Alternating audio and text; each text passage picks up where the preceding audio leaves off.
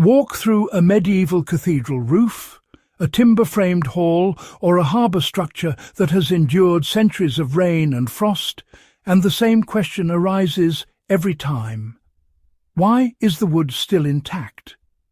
Modern sealants promise decades of protection, yet often fail in a single generation, trapping moisture, cracking under movement, and accelerating decay. Medieval carpenters faced harsher conditions, fewer tools, and no synthetic chemistry, yet their work routinely outlasts ours. The reason is not nostalgia or mystery. It is a preservation method rooted in material behaviour that modern construction largely forgot. For viewers of Thermal Vault, this is one of the most consequential lessons medieval building science has to offer. Why medieval craftsmen rejected sealing wood and focused on controlling moisture instead. Medieval carpenters understood that wood is not inert. It expands, contracts, breathes and ages. Modern sealants attempt to lock wood in a static state, forming rigid barriers that eventually crack. Once cracked, water enters and cannot escape, creating ideal conditions for rot. Medieval preservation worked in the opposite direction. Instead of sealing wood shut, they treated it so water could not easily enter, but vapour could still escape. This balance slowed decay dramatically and allowed timber to survive centuries of seasonal change. Why the core material was pine tar rather than paint or varnish. The substance medieval carpenters swore by was pine tar, often blended with natural oils or animal fats, depending on climate and application. Pine tar was produced slowly by heating resin-rich pine wood in low-oxygen pits, extracting a thick, dark liquid rich in antifungal and hydrophobic compounds. Unlike modern sealants, pine tar never fully hardened.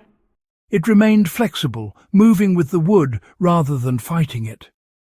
When cracks formed, the tar softened under heat and flowed back into the gaps.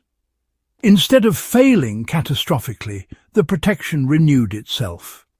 Historical records show pine tar used on roofs, beams, ships, doors, bridges, and even tools. Its effectiveness was so trusted that entire trade networks existed solely to supply it.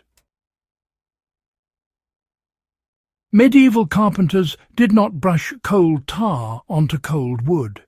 The process mattered, you know. Tar was heated until fluid, and wood was warmed by sun or fire before application. Heat opened the wood's pores, allowing the tar to penetrate deeply rather than just sit on the surface. This created internal resistance to moisture rather than a fragile surface film. Even if the outer layer wore away, protection remained within the grain. Modern sealants rarely achieve this depth of penetration. Why fire-treated wood amplified the effect? In high-risk areas such as posts, sills and exterior beams, carpenters often charred the wood lightly before applying tar. Controlled charring converted surface sugars into carbon, depriving fungi of food while closing surface pores. When pine tar was applied afterward, it bonded to the carbonized layer exceptionally well. This combination produced wood that resisted rot, insects and water far better than untreated timber. Archaeological finds from medieval bridges and harbour pilings repeatedly show evidence of this dual treatment. Why medieval design made sealants almost unnecessary? Even the best treatment fails if water is allowed to linger. Medieval carpenters designed structures to shed moisture aggressively. Roofs were steep. Overhangs were generous. Timber rarely contacted soil directly. End grain was protected or angled away from rain. Ventilation was deliberate. Airflow allowed beams to dry quickly after storms. This reduced the time wood spent in the danger zone where decay organisms thrive. Modern buildings often reverse these principles, trapping moisture behind membranes and cladding systems that rely entirely on sealants to compensate. How medieval methods outperform modern sealants in real conditions. Modern sealants degrade under ultraviolet light, temperature swings, and mechanical stress. When they fail silently, trapping water inside the wood. Pine tar and oil-based medieval treatments fail gradually and visibly, signalling when reapplication is needed. Maintenance was expected, not avoided. Reapplying tar every few years extended wood life indefinitely. This system rewarded attention rather than neglect, which is why medieval timber often improves with age instead of deteriorating. How these techniques can be applied today with practical steps. The method is straightforward, really. Use properly seasoned wood whenever possible. Avoid sealing green lumber. Warm the wood surface in sunlight or with gentle heat. Heat pine tar until fluid. Brush it on generously, allowing absorption rather than aiming for a glossy finish. For ground contact or exterior wood, lightly char the surface first, brushing away loose carbon.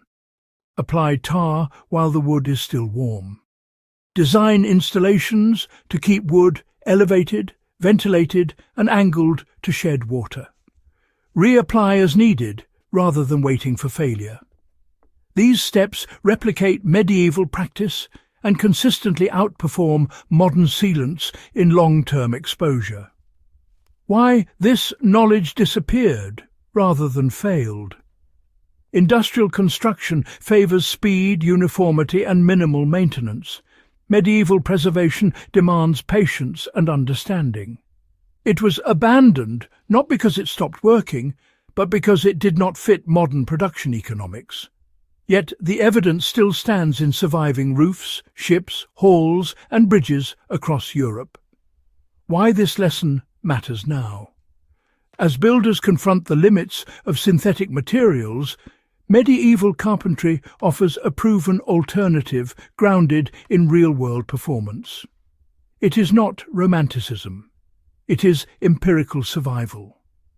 If this kind of forgotten engineering matters to you, subscribe to Thermal Vault and share this guide with fellow history and survival enthusiasts. Medieval carpenters swore by this method because it worked.